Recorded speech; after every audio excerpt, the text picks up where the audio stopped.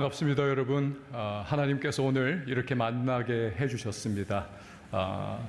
사모하고 또 고대하면서 기도로 준비를 했습니다. 사모하는 영혼을 만족해 하시고 가란 심령을 채워주시는 그분이 바로 우리의 하나님 좋으신 아버지신 줄 믿습니다.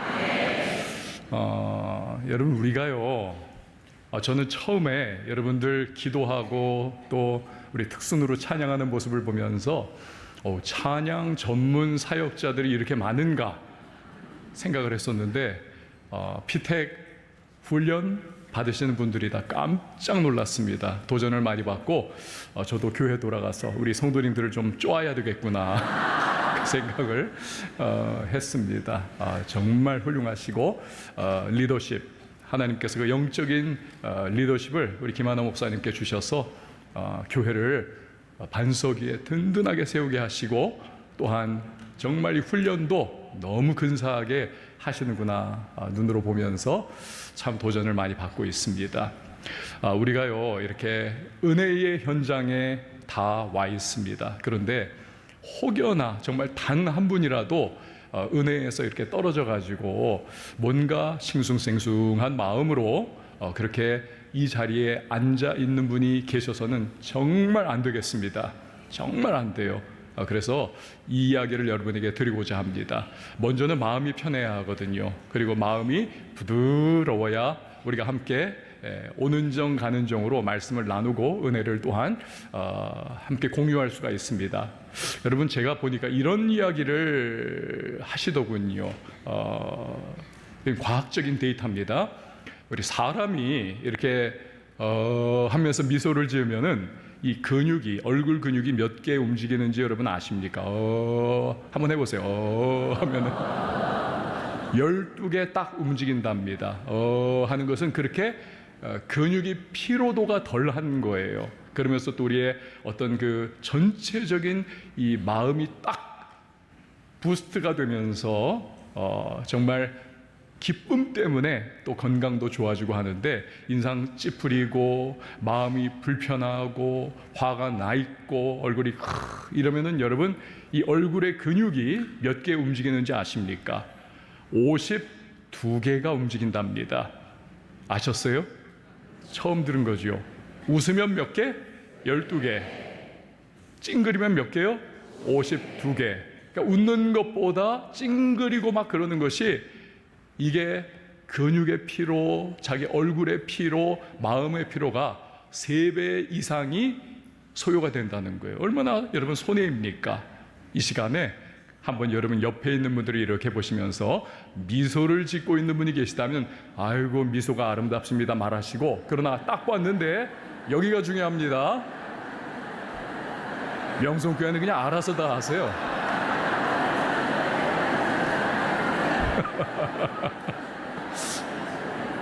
네, 그런데 딱 봤는데 그래도 인상을 찌푸리고 계시다.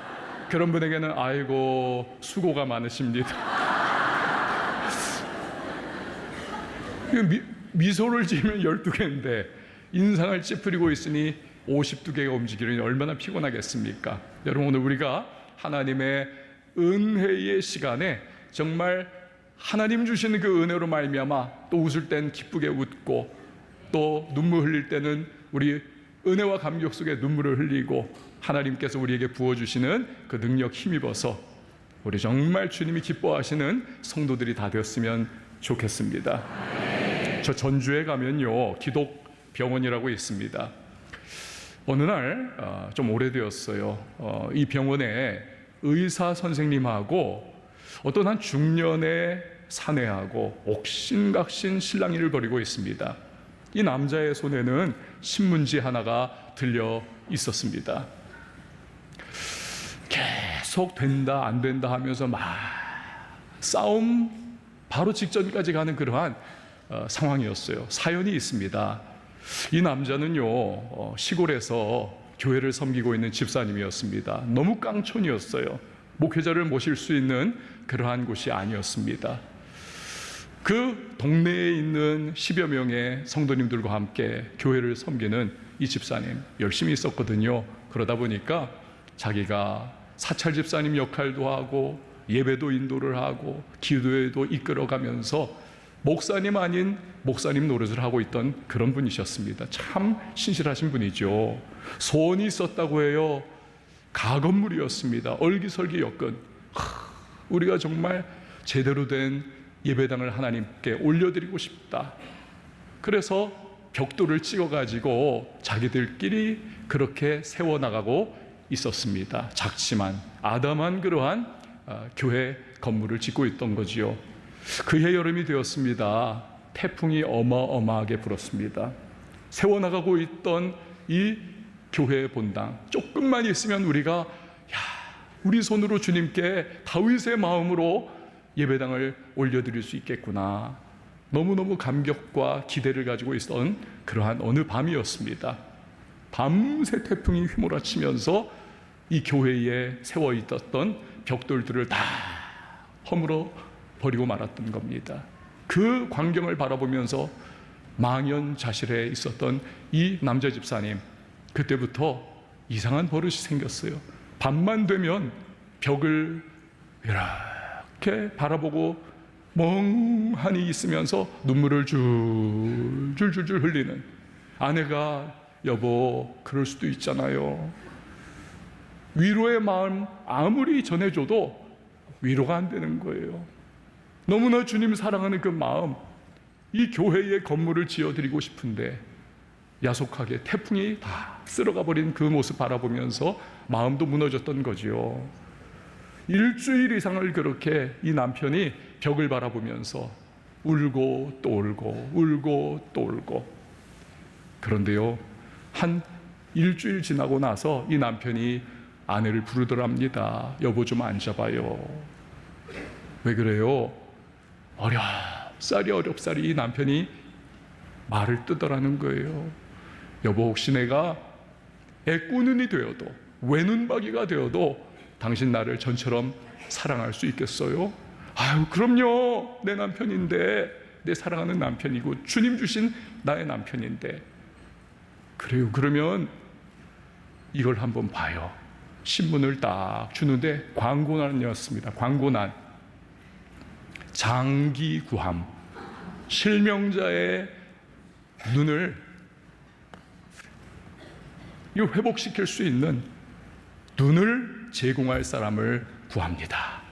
이걸 내민 거예요. 아내가 까무러치는 거죠. 뭐 하는 거냐고 도대체. 당신이 왜 눈을 빼냐고. 내가 교회를 짓고 싶어요. 돈이 없어요. 우리는 다. 내 눈은 언젠가 천국 가면 몇십 년 후에 다시 완전한 그러한 모습으로 다 주님 앞에 예배하겠지만, 그러나 교회는 영원하잖아요. 우리가 지어야 하지 않겠어요? 아내와 남편이, 여러분, 이게 지금 극과 극을 달리는 상황이 되어버린 겁니다. 아내는 안 된다, 미쳤냐 당신, 해도 너무하다, 나는 어떻게 살라고. 남편은 또 눈물 흘리고 또 눈물 흘리고, 제발 좀 허락해달라고, 제발 좀 허락해달라고, 내 소원이라고. 이걸 한 달 가까이를 옥신각신을 하는 거예요. 결국에는 여러분, 이 아내도 믿음이 있잖아요. 우리 남편이 이렇게까지 하나님 앞에 헌신하고 싶어 하는구나. 결국에는요, 통곡을 하면서 남편 앞에서 결국 허락을 하고 말았습니다. 그 길로 이 남편이 그 병원에 달려와가지고 내 눈 뽑아달라고. 의사는 말도 안 되는 소리, 그건 죽은 사람 그 각막 떼내는 건데, 당신이 살아있는데 나 의사로서 나 그거 못하겠다, 해달라고. 그러한 일이 벌어지고 있었던 거예요. 근데 그 전주기독병원의 원장님께서 장로님이셨습니다. 이 장로님이 그 이야기를 들은 거예요. 자기 눈을 팔아서라도 교회를 세우고 싶어하는 이 집사님의 이야기. 이 장로님이 너무너무 감동을 받고 눈물을 흘렸습니다. 이래서는 안 되겠다. 직원들 다 불러 모으고 우리 2차 저차 여차하는데 우리 조금씩 가능하면 헌금을 하자. 헌금을 했어요. 그 헌금이 그 시골 교회를 짓고도 남을 만큼 헌금이 모였습니다. 그래서 그거 전달해 가지고 그 시골 동네에 이 남자 집사님이 그렇게도 눈 팔아 짓고 싶어 하던 교회를 세울 수가 있었다는 것입니다. 할렐루야. 여러분, 우리 옛말에 몸이 18이면 눈이 9할이다. 여러분, 눈 없으면 온몸이 건강해도 이게 사람 사는 게 아닙니다. 이 남자 집사님이 도대체 교회를 어떻게 사랑했기에, 그리고 교회란 과연 무엇이기에 이렇게까지 하려고 했을까요? 너무한 거 아닙니까? 몸이 18이면 눈이 9할인데, 여러분, 예수님 사랑하면 예수님의 몸된 교회를 사랑할 수밖에 없습니다. 에베소서에 보면 예수님 머리이시고 교회는 그의 몸입니다. 성령으로 예수님께서는 몸된 교회를 지금도 이끌어 가시고 계시는 줄 믿습니다. 그러니까 예수님을 사랑하는 그 뜨거운 마음이 이 남자 집사님으로 하여금 내 눈이라도 팔아서, 여러분, 이분의 그 행동이 사실 좀 극단적인 건 우리가 다 알고 있습니다만, 그만큼 이분에게는요, 예수님을 향한, 또 그분의 몸된 교회를 세워나가고자 하는 강렬한 열망이 주님을 향한 사랑 때문에 터져나오고 있었던 것입니다. 반면에 교회를 사랑하지 않는 사람이 정말 예수님을 사랑할 수가 있을까요?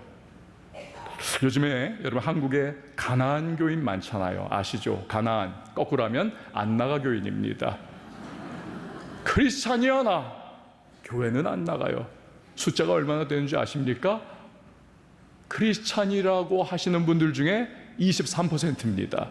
4명 중에 한 사람이요. 200만 명이 가나안 크리스찬입니다. 교회 안 나가요. 예수 믿는다고는 합니다. 여러분, 정말 교회를 사랑하지 않으면서도, 교회의 일원으로 몸담아 있지 않으면서도 정말 예수님을 내가 뜨겁게 사랑할 수 있을 것인가? 필립 와그너 박사라고 하는 분이 이런 칼럼을 썼습니다. 교회는 싫어하는데 예수님은 사랑할 수가 있을까? 단도직입적으로 아니다, 그럴 수 없다는 것입니다. 5가지의 이유를 그가 대고 있습니다. 첫 번째, 예수님이 교회를 사랑하시기 때문이라는 것입니다.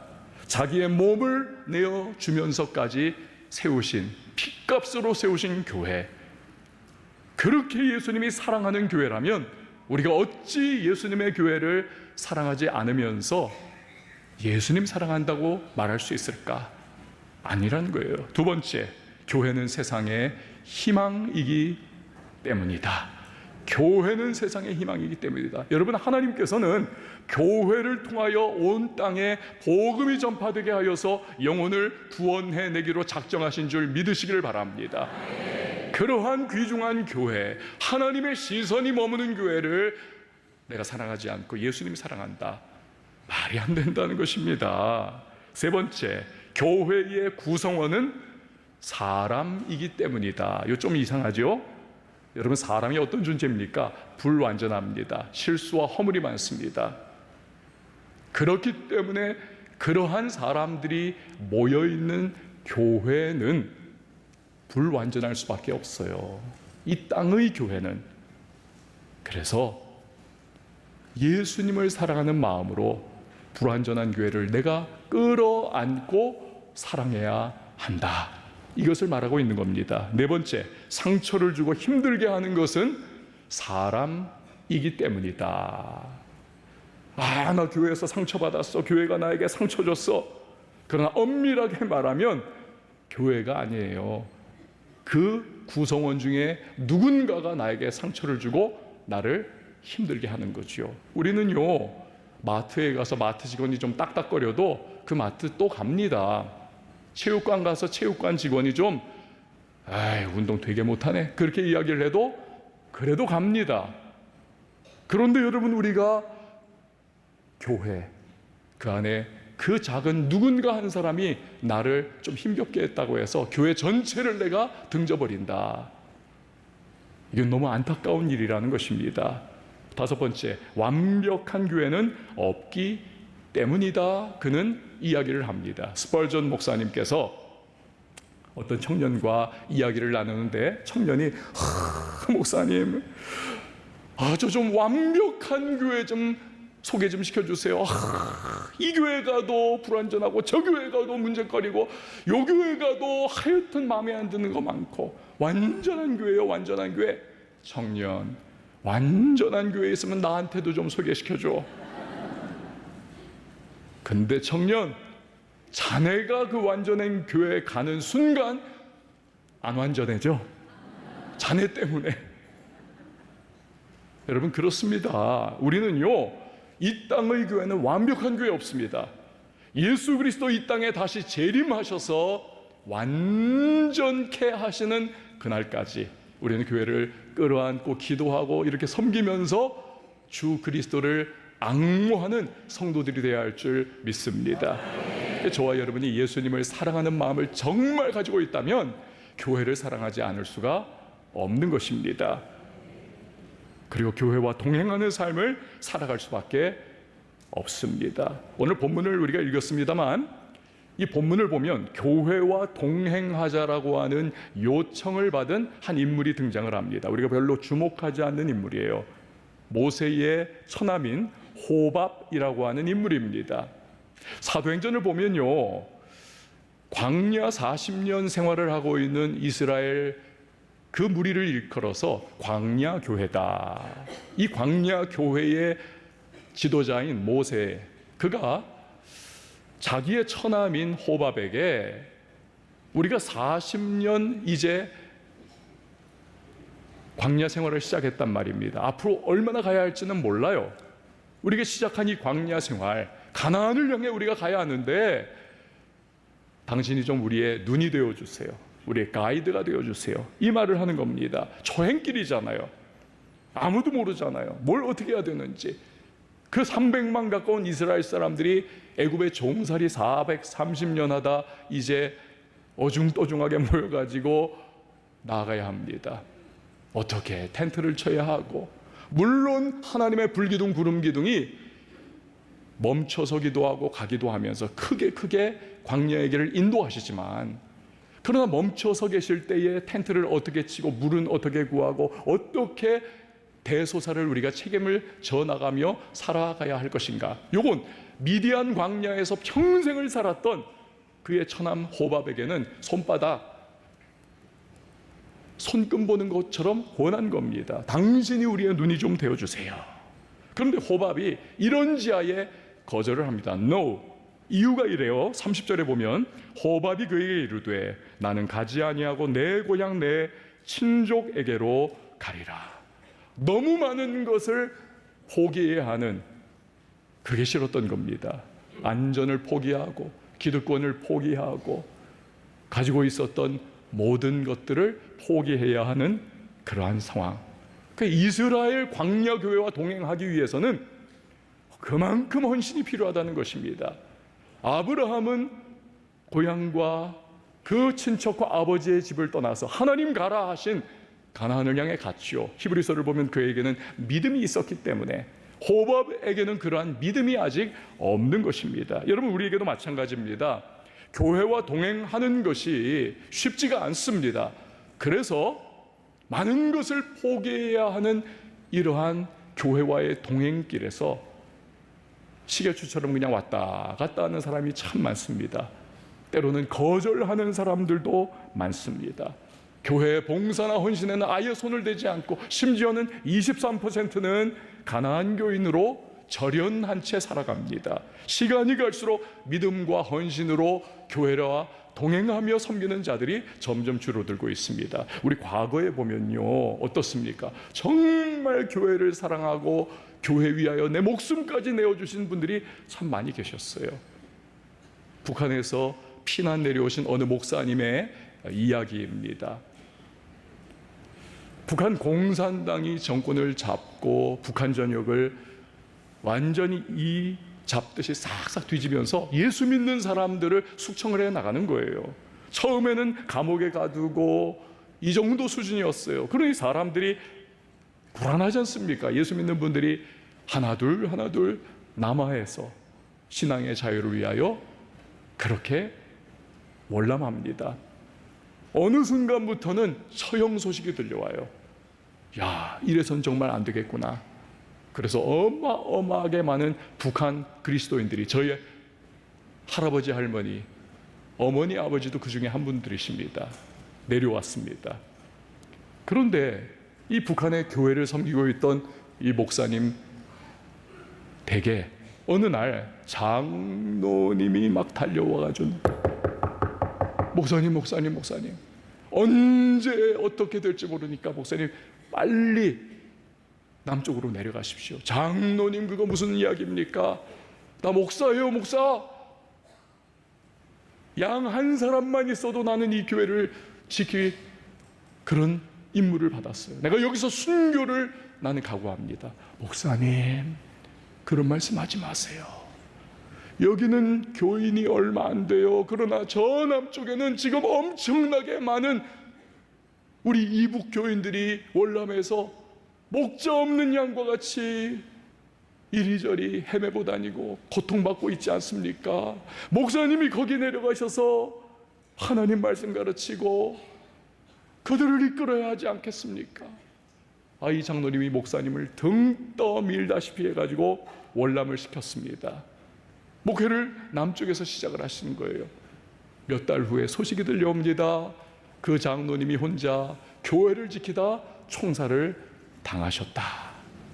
여러분, 이 목사님이 그 소식 듣고 어떻게 이후에 목회를 하셨겠습니까? 나를 남쪽으로 내려보내고 스스로 순교의 길을 걸어가신 그 장로님, 나도 하루하루 순교자의 마음으로 목회하리라 헌신하고 결단하며 그렇게 지내지 않았겠습니까? 여러분, 오늘날 교회에 이렇게 정말 믿음과 헌신으로 교회와 동행하는 성도가 많아져야 하지 않겠습니까?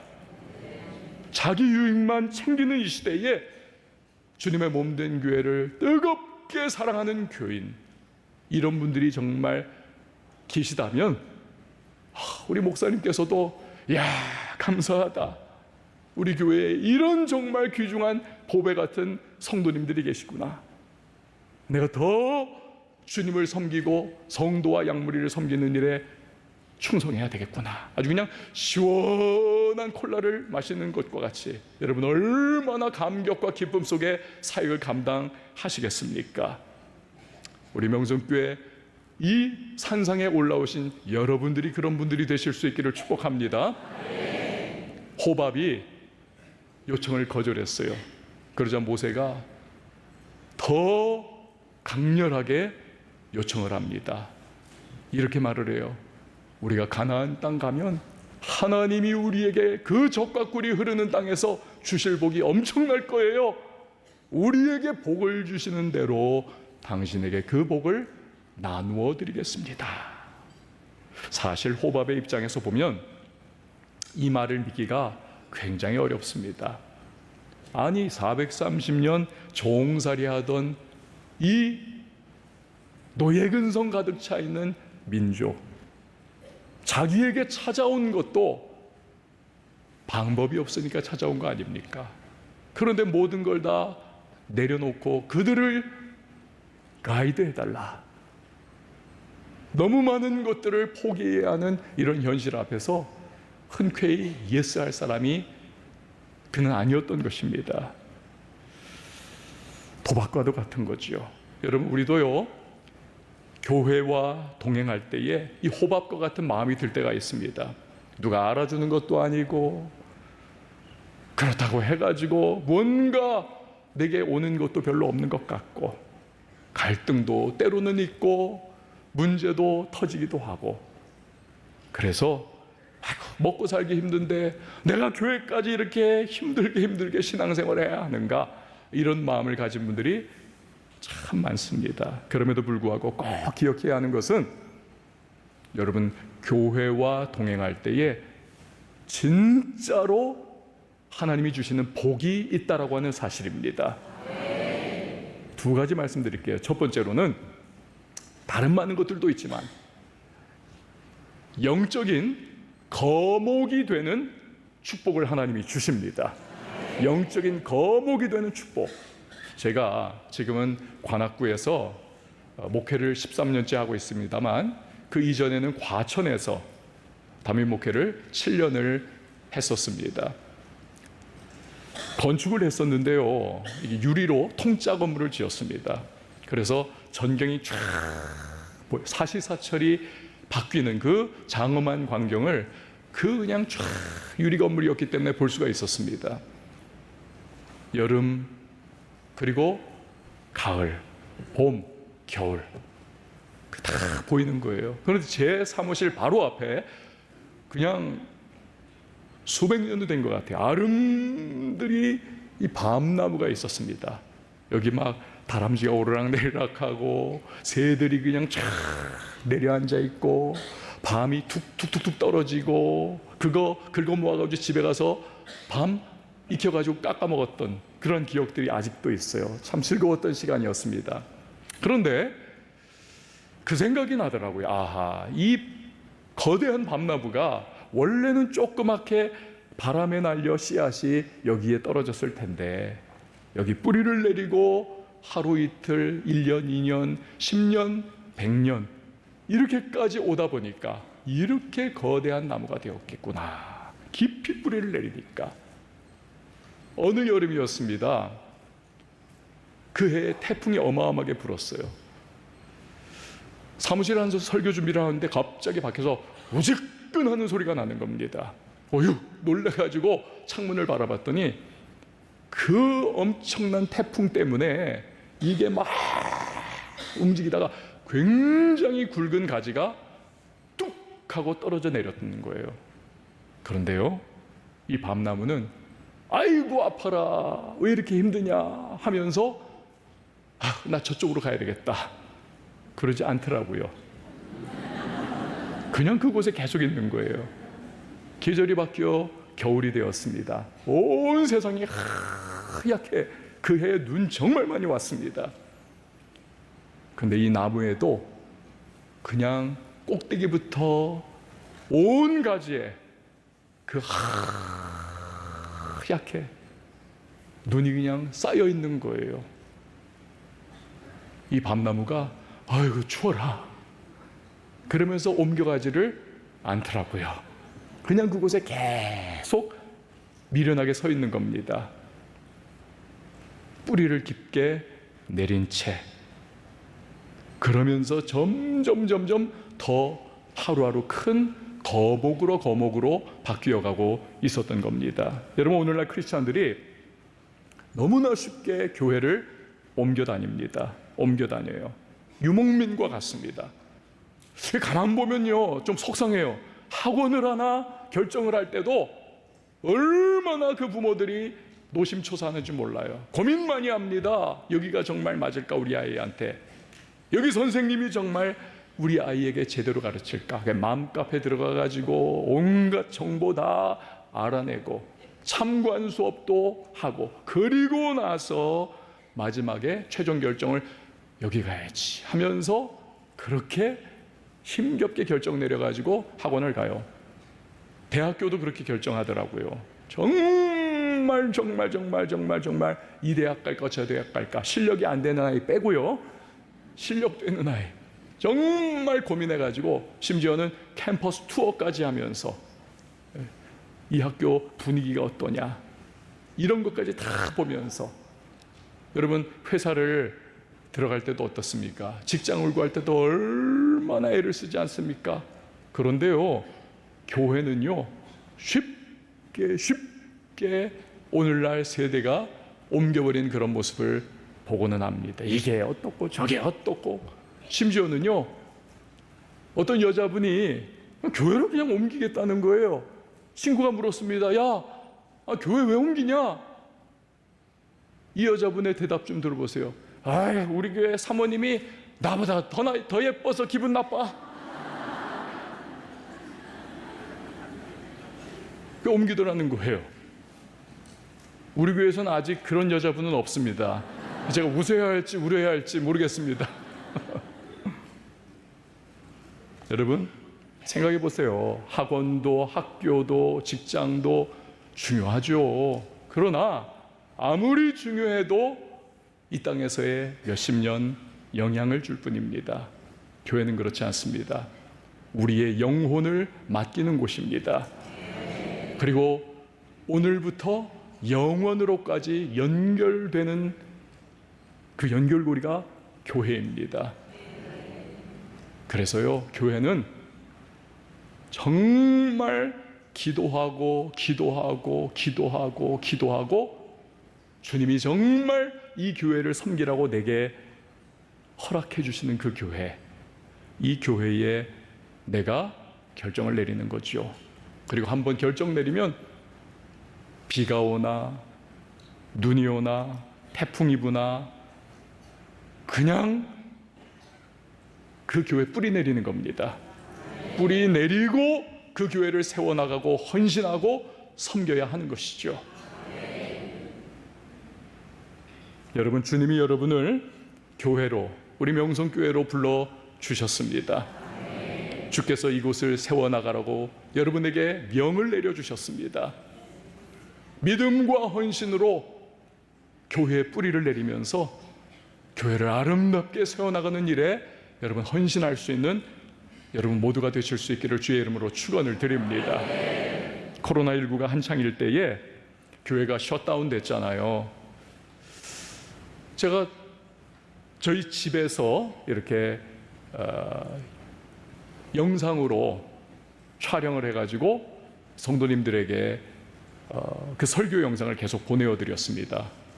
흰 벽 뒤에 배경이었습니다. 어느 날 장로님께서 진짜 큰 화분에 있는 그 나무 비슷한 걸 하나 보내주셨어요.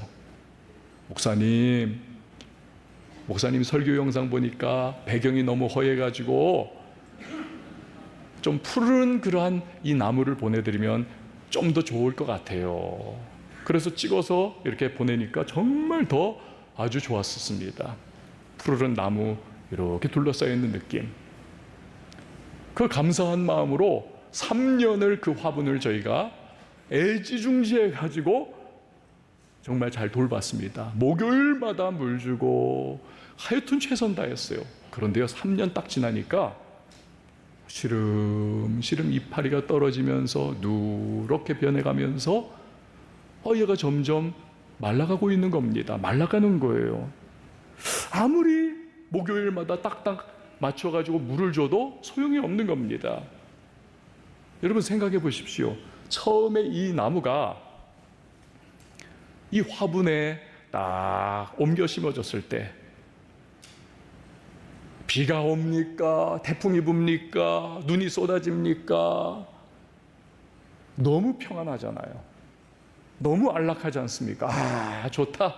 이러면서 좋아했을지 모르죠. 그러나 어떻습니까? 시간이 흘러가면서 뿌리가 더 뻗어나가질 못합니다. 그 화분 안에 영양소도 다 이제는 사라져가고 맙니다. 그러니 말라 비틀어 가는 것이죠. 제가요, 이거 영양분을 어떻게 줘야 하는데 제가 좀 뭘 몰라요. 그래가지고 집에서 먹는 요구르트를 그냥 잔뜩 콱콱콱 부어놨습니다. 아이고, 이 요구르트가 썩는 거예요. 아내한테 얼마나 야단 맞았는지 온 집안이 요구르트 썩는 냄새. 결국에는 이 화분이 말라 죽어가지고 끝나버리고 말았습니다. 여러분, 만약에 이 나무가 심긴 곳이 화분이 아니라 척박하다 할지라도 땅이었다고 생각을 해보십시오. 야외였다. 막 바람 불고 태풍에 휩쓸리기도 하고 눈에 막 그냥 파묻히기도 하면서 그 추위와 더위와 이걸 견디면서 정말 힘들었겠죠. 그러나 일단 뿌리가 쫙 뻗어나가면서 이 나무는 점점 크게 자라고, 마치 제 사무실 앞에 있던 큰 그 밤나무처럼 언젠가 다람쥐가 그 위를 왔다 갔다 하고 새들이 가지에 깃들이고 뭔가 열매를 맺기도 하면서 제대로 나무의 역할을 감당을 할 수가 있었겠죠. 제가 그때 깨달았어요. 자꾸 옮겨 심는 나무는 잔챙이밖에 되지 않는구나. 절대로 거목이 될 수가 없는 것이구나. 여러분, 만약에 호밥이 고향과 친척을 떠나서 이스라엘 광야 교회와 동행한다면 그는 주님이 주시는 젖과 꿀이 흐르는 가나안 땅에서 복을 누리게 되는 것입니다. 복을 누리게 돼요. 처음에는 모든 것이 불안하고 불편하고 참 두렵고 어렵지만 이스라엘이 그 땅에서 하나님으로부터 풍성한 복을 누릴 때 그의 삶도 덩달아 풍성한 복을 누리며 그는 영적인 거목으로 성장해 가게 되는 거지요. 우리도 마찬가지입니다. 교회와 동행하며 교회와 함께 해나가며 교회라고 하는 토양의 심기운 나무가 될 때 때로는 시련의 비바람이 몰아칠 것입니다. 때로는 우리 인생에 갈등도 생길 수 있을 거예요. 가지가 뚝 부러지는 날도 있을 것이고 태풍이 우리의 신앙생활 가운데 휩쓸고 지나가는 날도 없지 않아 있을 수 있습니다.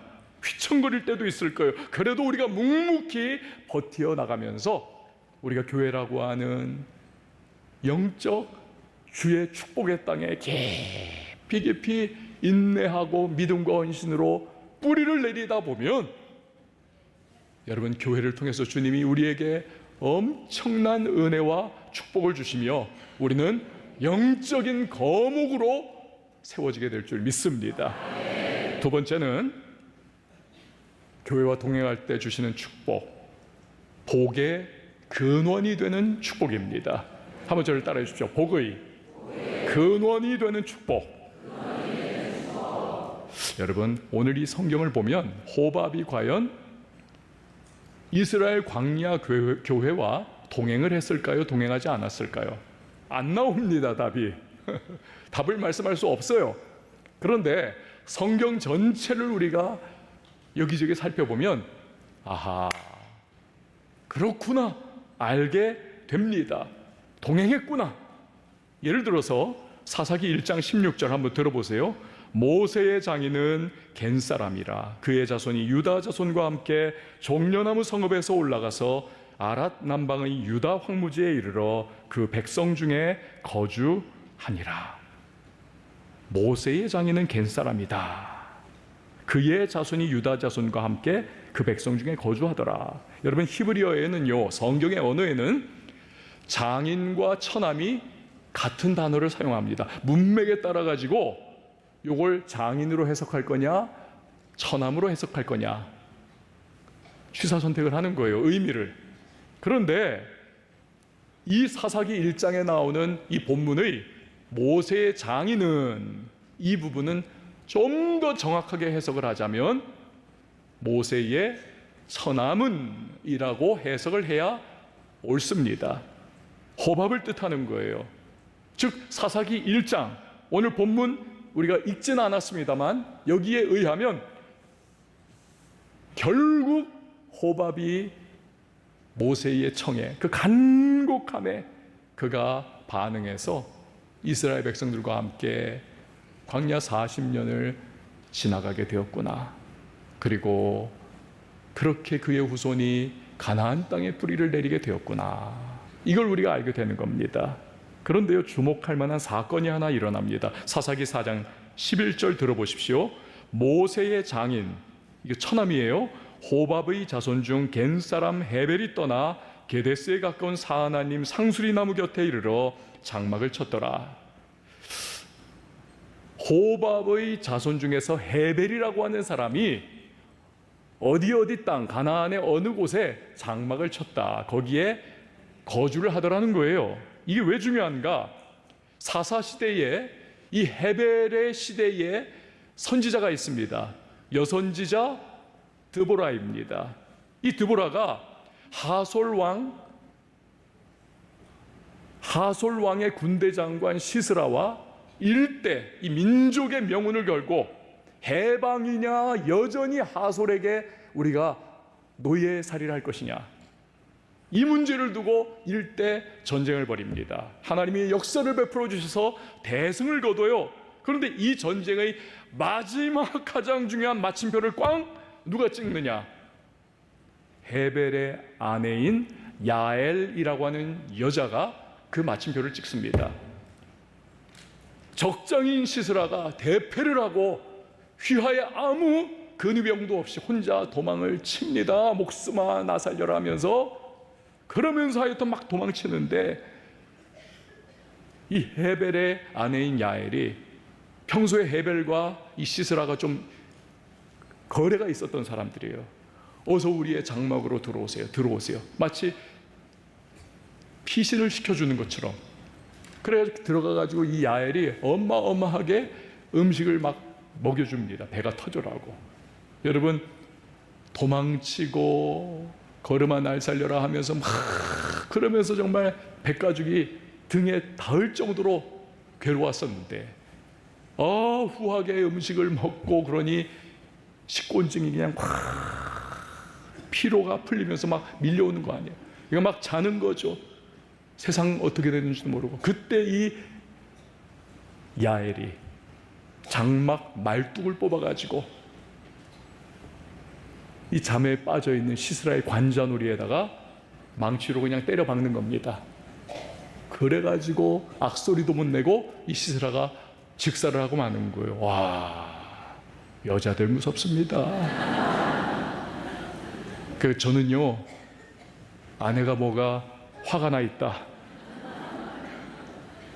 그 밤에는 여보 나 갈게, 애들 방에 들어가서 문 걸어 잠그고 잡니다.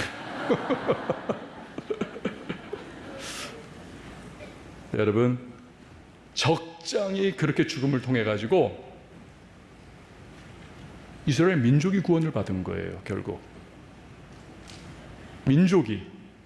여러분, 이렇게 호밥은 자신의 때에도 이스라엘 민족의 40년 광야 생활을 가이드해주는 너무나 귀중한 역할을 감당했지만, 그의 후손들도 이스라엘 민족에 섞여 살면서 결정적인 순간에 이스라엘 민족이 해방되어지는 놀라운 역사에 정말 귀중한 활용 점정을 딱 찍어버리는 그러한 일을 감당하더라는 거예요. 그러니 이 한 사람 호밥은 복의 근원이 되는 축복을 누린 것이죠. 여러분, 오늘날 가나안 교인의 불행이 뭔지 아십니까? 복의 근원이 되는 축복을 놓친다는 데 문제가 있습니다. 이게 무슨 뜻입니까? 자기 아이들이죠. 아이들. 이 애들이 신앙이 정말 제대로 서야 하지 않겠습니까? 그렇지만 그냥 가나안 교인이에요. 그냥 뭐 영상으로 보든지 아니면 교회 안 가요? 캠핑 가고. 그러다 보니까 아이들이 너는 기독교 집안이야 라고 하는 이야기는 듣지만, 부모가 정말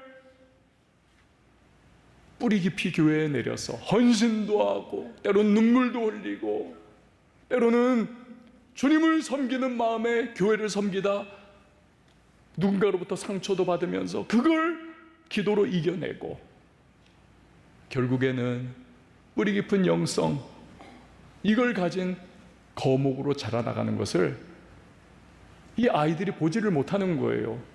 진정한 예배의 모습을 볼 수도 없어요. 그 부모로부터. 그러니 이 가나안 교인들의 정말 큰 문제는 당대보다도 그 다음 세대, 자녀 세대가 제대로 믿음을 가질 가능성이 거의 없다. 거의 없다. 하나님의 은혜로서 어떻게 돌아올지 몰라도. 그러니까 여러분, 헛똑똑이들이에요. 헛똑똑이. 제가 조심스럽지만 저희 교회 장로님 내외분의 이야기를 좀 드릴게요. 이분들이 교회에서 한 10분 거리에 사십니다. 그런데 연세가 많이 들어가지고 근데 그 당시에 아파트 값이 그냥 많이 뛰었습니다. 요걸 팔아가지고 좀 거리 되는 데 가서 다운사이징해서 남은 돈으로 노후 대책을 세워야 되겠다 아이고 하나님 감사합니다 하면서 그렇게 막 아파트를 팔려고 내놓는 거예요. 근데 우리 교회 신방 가신 부목사님이 교구 담당입니다. 이 젊은 부목사님이 장로님 네 분에게 예배드리고 나서 그 얘기를 하신 거예요. 장로님, 권사님, 교회 중직자는 교회에서 최대한 가까운 데 사시면서 늘 교회에 나와 기도하고 섬기고 헌신하셔야죠. 이사가 웬일입니까? 이사 가지 마세요. 여러분, 하루까지가 법무서운 줄 모른다고 그냥 교과서에서 배운 대로 성경 그냥 그렇게 이야기를 해버린 거예요. 아니, 남의 인생 노후 대책 자기가 세워줄 건 아니면서.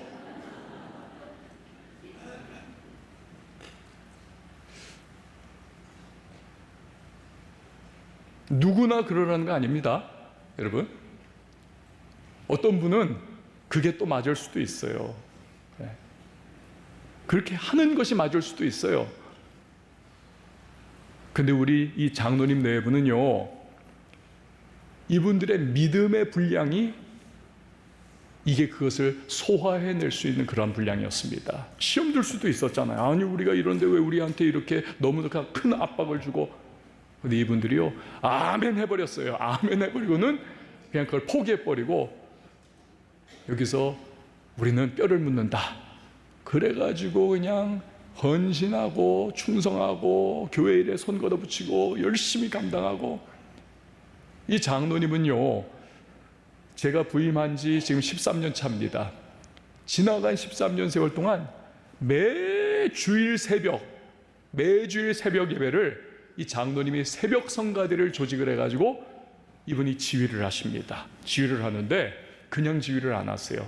주일 새벽마다 하얀 턱시도를 탁 입고 나비 넥타이 하얀 거를 딱 끼고 야해요.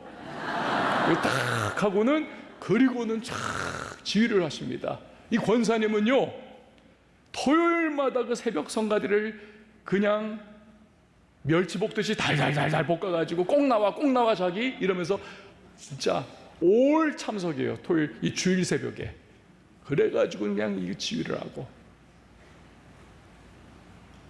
당연히 무보수죠. 헌신하는 거니까. 그리고요, 또 저희 교회 경로부가 주일에 모일 때 경로부 성가대도 이 장로님이 또 턱시도를 또 그렇게 입고 지휘를 주일마다 하십니다. 열심히 지휘를 해요. 노래는 되게 못합니다. 근데 하여튼 열심히 해요. 노래는 못하는데 은혜는 정말 어디 빼놓을 수가 없어요. 이 성가대를 보면은 정말 최선 다해서. 근데 이걸 장로 은퇴한 지금도 계속 하고 계시는 거예요. 근데 여러분 보세요.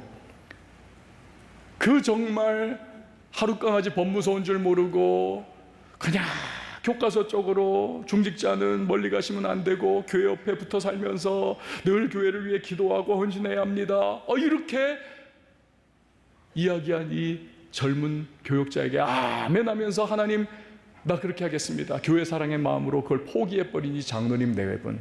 자녀가 둘 있거든요. 그 자녀들이요, 재작년에 서울의 모 지역, 위례 신도시 이 두 군데 신축 아파트를 청약을 넣었단 말입니다.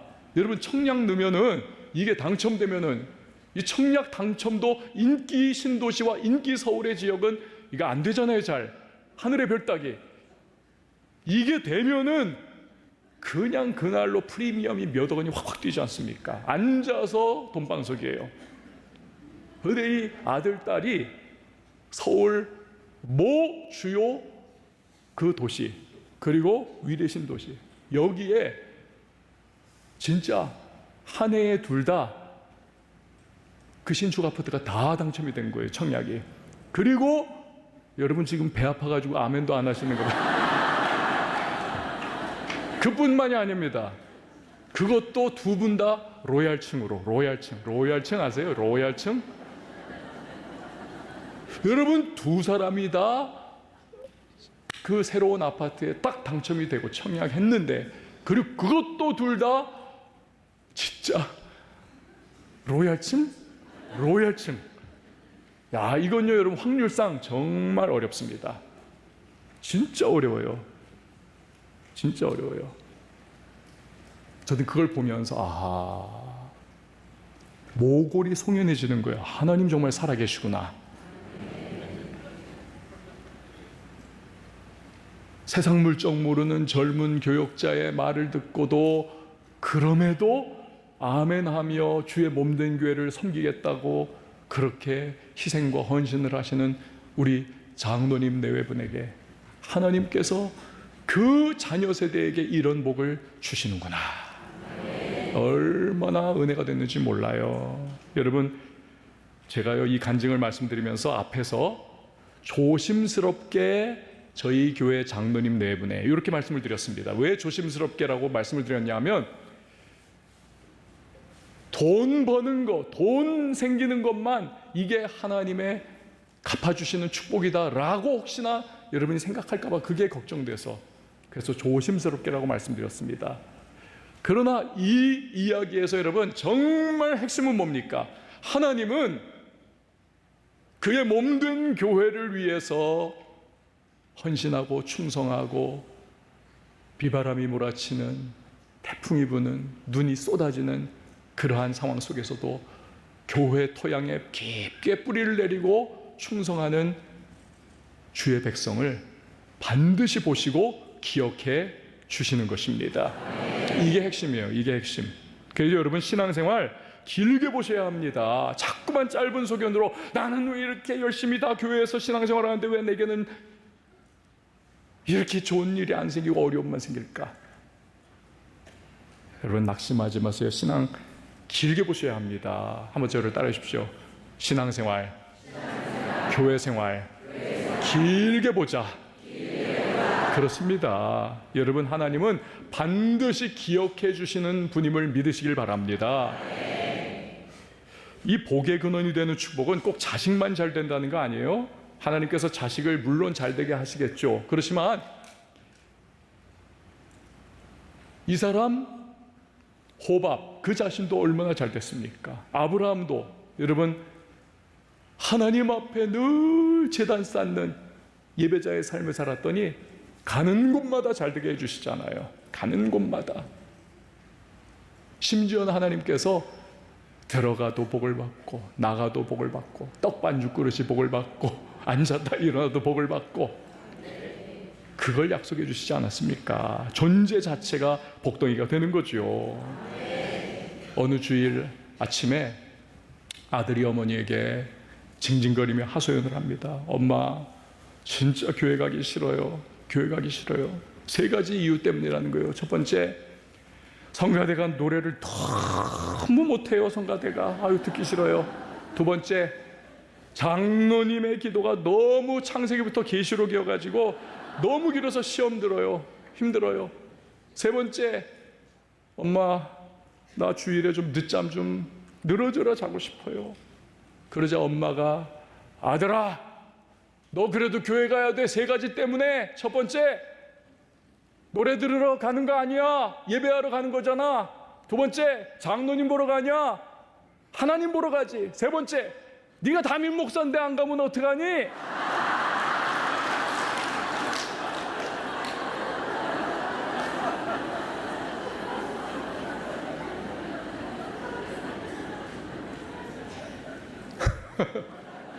여러분 목사님도 이런 마음이, 이거 목사님이 지은 유머 같아요. 이거 목사님도 이런 마음이 생긴다면 여러분 성도님들 정말 교회 섬기고 헌신하느라고 얼마나 수고 많으십니까? 참 힘겨울 때도 많을 거예요. 가고 싶지 않을 때도 생길 수 있어요. 그래도 여러분 마음을 딱 다잡으십시오. 그리고 교회에 뿌리를 내리세요. 그러면 하나님께서 반드시 복의 근원되는 축복을 허락해 주시는 겁니다. 그 김삼환 원로 목사님께서 제가 전도사 시절에 저희 왕성교회에 벌써 20년이 훨씬 넘었습니다. 부계를 오셨었습니다. 진짜 은혜로운 시간들이었는데 제가 지금도 그 내용을 기억하는 걸 보면 아시겠죠, 여러분? 그 당시에 목사님께서 설교를 하시다가 그 얘기 하시더라고요. 아무리 생각해봐도 당신께서는 정말 교회가 부흥되는 걸 이유를 모르겠다는 거예요. 그 얘기를 하시다가 그런데 한 가지가 생각이 나더라. 명성교회를 개척하기 이전에 저 시골 교회에서 그 가난하고 척박한 곳에서 목회를 할 때에 너무 교회가 일꾼도 없고 헐벗고 굶주렸는데 오죽하면 중학교 3학년짜리를 너 집사해 그래가지고 집사 직분 줘가지고 일 시켰다는 거 아닙니까? 그 정도였는데 어느 날 12시쯤 됐는데 토요일 밤이었어요. 그때 설교 준비를 하는데 갑자기 천둥번개가 그냥 과과광 번쩍번쩍하면서 폭우가 쏟아지는데 딱 드는 생각, 야, 이렇게 보기 드물게 쏟아지는 이 비에 우리 교회가 괜찮을까? 쓰러질 것 같은 그 교회. 그래가지고 새벽 1시에 교회로 달려갔다는 거 아닙니까? 저 산언덕에 공동묘지에 있는 근처에 있는 그 교회. 오라의 공동묘지. 그 무서운 그런 느낌 받으면서 어떻게 들어가셨대요? 그랬더니 갑자기 깜깜한 그 본당 안에서 또 조금 시간 지나니까 또 시간 지나니까 그래가지고 너무 무서워가지고 어떻게 불 없나 해가지고 성냥불을 어떻게 찾아서 켰대요. 그랬더니 아이고 아니나 다를까 그 스라브 지붕이 하도 오래됐는데 폭우가 쏟아지니까요 이게 깨져버린 거예요. 구멍이 뚫렸는데 너무 가난한 교회다 보니까 스라브 지붕과 그 천장 사이를 이게 시멘트로 메꾸는 게 아니라 돈이 없어가지고 진흙을 이겨가지고 거기다 이렇게 메꿔놨는데 그 빗물이 그냥 그 깨진 대로 들어오면서 진흙이 녹아가지고는 턱 떨어지더라는 거예요. 김사환 목사님께서 그걸 보면서 아유 주님의 몸된 교회가 이렇게 되다니. 그래서 거기에 그냥 그 진흙 떨어지는 그 구멍 밑에 납작 엎드려가지고는 이분 허리에 떨어지는 그 진흙 덩어리 콱 그러면은 그거를 짊어지면서 막 울면서 주님의 몸된 교회가 이렇게 천장에 구멍 나고 이렇게 볼품이 없고 어떡합니까? 하면서 막 울면서 그 진흙을 등으로 이어가지고 밖에 나가서 이렇게 해서 버리고 또 들어와서 거기 누워가지고는 또 그 다음에 진흙 떨어지는 걸 또 받아내면서 밤새워가지고 다음날 아침 예배 전까지 완전히 몰골이 진흙투성이가 될 때까지 그렇게 그 진흙을 받아냈다는 거예요. 이 이야기를 하시면서 김사환 목사님께서 이렇게 마무리하시더라고요. 그때 그 일을 하나님께서 기억하신 것 같습니다. 기억하신 것 같다는 거예요. 여러분 그렇습니다. 주님은 그의 몸된 교회와 동행하며 주의 몸된 교회를 위하여 헌신하고 섬기는 주님의 백성을 반드시 기억하시고 은혜를 베풀어 주신 줄 믿으시길 바랍니다. 우리 좋으신 하나님께 감사와 영광의 박수 올려드리도록 하겠습니다.